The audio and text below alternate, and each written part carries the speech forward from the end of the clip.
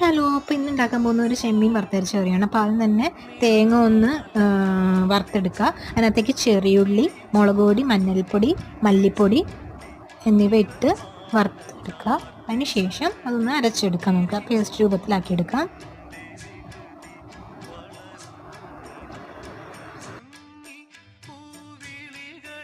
ഇതുപോലെ അരച്ചെടുക്കണേ.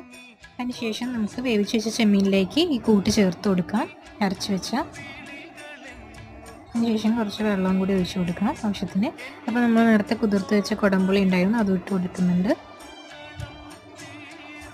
കുറച്ച് ഉപ്പും കൂടി ഇട്ട് കൊടുക്കാം.